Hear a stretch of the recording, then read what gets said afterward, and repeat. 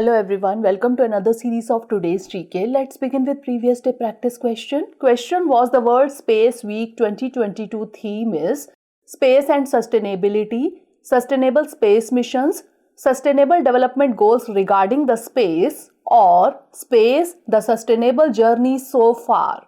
The correct answer is option A, Space and Sustainability. The World Space Week is observed on 4 to 10 October every year. On 4 October 1957, the launch into outer space of the first human-made Earth satellite Sputnik 1 opened the way for space exploration. On 10 October 1967, the Magna Carta of Space, also known as the Treaty on Principles Governing the Activities of States in the Exploration and Use of Outer Space, including the Moon and other celestial bodies, entered into force. Each year, a theme is selected by the World Space Week Association Board of Directors in close coordination with the UN Office of Outer Space Affairs. The World Space Week 2022 theme is Space and Sustainability, focusing on achieving sustainability in space and achieving sustainability from space. Hence, option A is correct. Now let's begin today's session. First question is, consider the following statements regarding the International Solar Alliance, that is ISA. 1. The ISA was conceived as a joint effort by India and UK. 2. At present, 109 countries are signatories to its framework agreement. Which of the above given statement or statements is or are correct? 1 only, 2 only, both 1 and 2, or neither 1 nor 2? The correct answer is option B, 2 only. International Solar Alliance 5th Assembly to be held in New Delhi from 17th to 20th October 2022. The ISA was conceived as a joint effort by India and France to mobilize efforts against climate change through deployment of solar energy solutions. Hence, statement 1 is not correct. It was conceptualized on the sidelines of the 21st Conference of Parties to the United Nations Framework Convention on Climate Change held in Paris in 2015. At present, 109 countries are signatories to the ISA Framework Agreement. Hence, statement 2 is correct. Therefore, option B is correct. Its secretariat is located in Gurugram, Haryana. The UK and India decided to merge the UK's Green Grids initiatives, that is GGI, and ISA's One Sun, One World, One Grid, that is OSOWOG, into GGI OSOWOG as part of the UK-India Virtual Summit earlier this year. Next question is, Graded Response Action Plan, that is GRAP, is associated with which of the following? Disaster management, air pollution, humanitarian assistance, or oil spillage? The correct answer is option B, air pollution. GRAP is a set of emergency measures that kick in to prevent further deterioration of air quality once it reaches a certain threshold. Stage 1 of GRAP is activated when the AQI is in the poor category, that is 201 to 300. The second, third and fourth stages will be activated 3 days ahead of the AQI reaching the very poor category, that is 301 to 400, severe category 401 to 450, and severe plus category above 450 respectively. Hence, option B is correct. This year, measures are preemptive and will kick in based on forecast in an attempt to prevent the AQI from deteriorating further.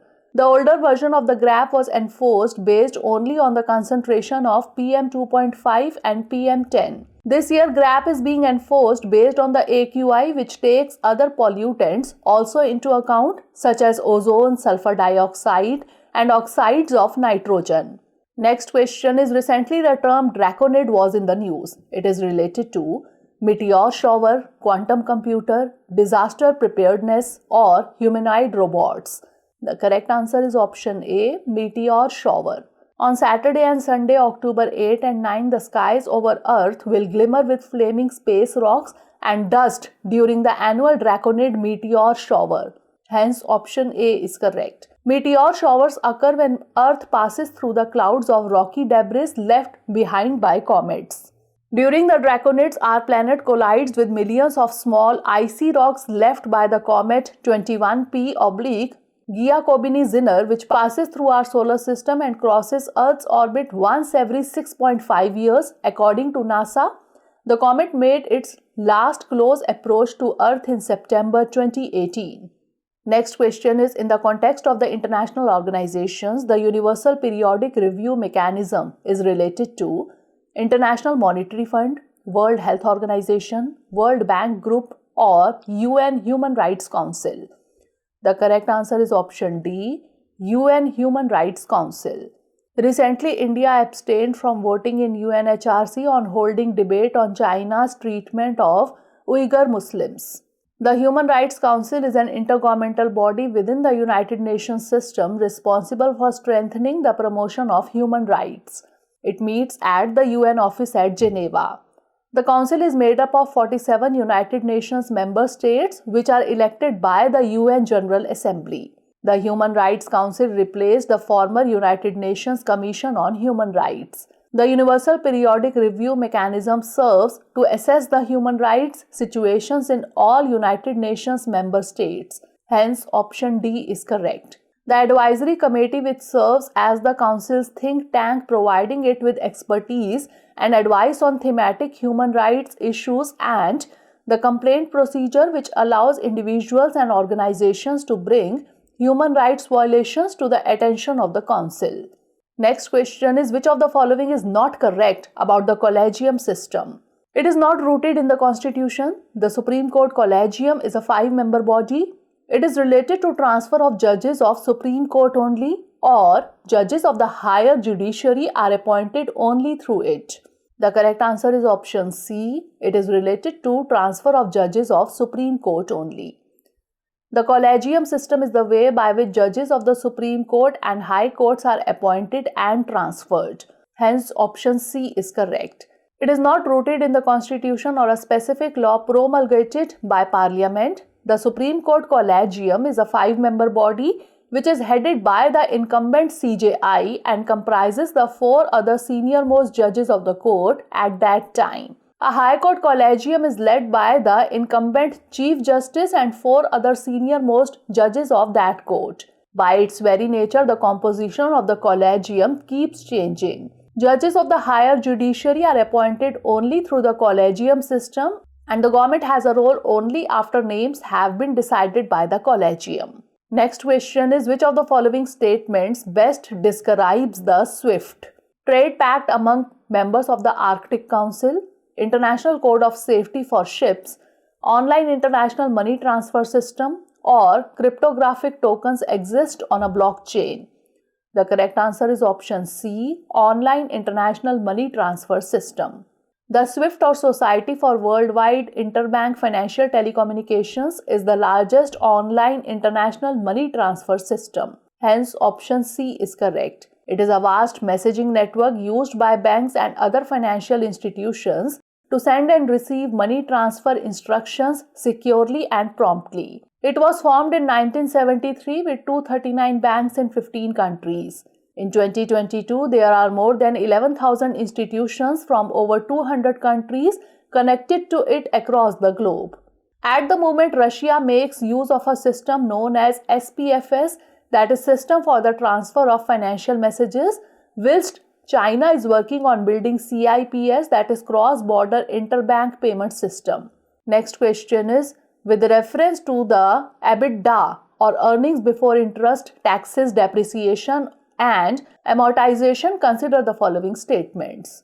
1. It is an alternate measure of profitability to net income. 2. It is a metric recognized under generally accepted accounting principles. Which of the above given statement or statements is or are correct? 1 only, 2 only, both 1 and 2, or neither 1 nor 2? The correct answer is option A, 1 only. EBITDA is an alternate measure of profitability to net income. Hence, statement 1 is correct. By stripping out the non-cash depreciation and amortization expense as well as taxes and debt cost dependent on the capital structure, EBITDA attempts to represent cash profit generated by the company's operations. EBITDA is not a metric recognized under generally accepted accounting principles. Hence, statement 2 is not correct. Therefore, option A is correct. It is calculated by adding interest, tax, depreciation and amortization expenses to net income. It lets investors assess corporate profitability net of expenses dependent on financing decisions, tax strategy and discretionary depreciation schedules. Next question is, Lok Adalats have been given statutory status under the Legal Services Authorities Act in which of the following years? 1987, 1988, 1989 or 1990? The correct answer is option A, 1987. National Lok Adalat to be held on 12th November 2022 across the country. National Legal Service Authority along with other legal services institutions conducts Lok Adalats. It is one of the alternative dispute redressal mechanisms. It is a forum where disputes and cases pending in the court of law or at pre-litigation stage are settled and compromised amicably. Lok Adalats have been given statutory status under the Legal Services Authorities Act 1987. Hence, option A is correct. Under the said Act, the award or decision made by the Lok Adalats is deemed to be a decree of a civil court and is final and binding on all parties, and no appeal against such an reward lies before any court of law. There is no court fee payable when a matter is filed in a Lok Adalat. Next question is, in the context of environment and ecology, the term Scleromochus taylori is related to which of the following? Aves, mammals, pterosaurs or insect? The correct answer is option C, pterosaurs. A fossil of a cat-sized reptile that was closely related to an extinct group of flying reptiles known as pterosaurs has been unearthed in Scotland. Named Scleromochus taylori, the reptile lived on Earth about 240 to 210 million years ago. It had a large head, a long tail, a short neck and a slender body and stood on spindly legs. Hence, option C is correct. Last question is, with reference to the Indian culture, Kalaripayattu is referred to theatre, dance, music or martial art. The correct answer is option D, martial art. Considered among the oldest and most scientific martial arts in the world, Kalaripayattu was developed in Kerala. Hence, option D is correct. The training begins with an oil massage of the entire body until it is agile and supple. Feats like chatam or jumping, otam that means running, and marichheel that means somersault are also integral parts of the art form. There are also lessons in using weapons like swords, daggers, spears, maces, and bows and arrows. The primary aim is the ultimate coordination between mind and body. Another focus of Kalaripayattu is specialization in indigenous medicinal practices. Kalaris are also important centers of religious worship. Once the course is complete, one should engage in oil massage and practice to maintain shape. Now it's time for the practice question. Towards 1000 strategy is used in the context of elimination of HIV/AIDS, education of tribal areas, International Solar Alliance or refugee management. Send the answer of this question in the comment section. Stay tuned for the next episode. Thanks for watching.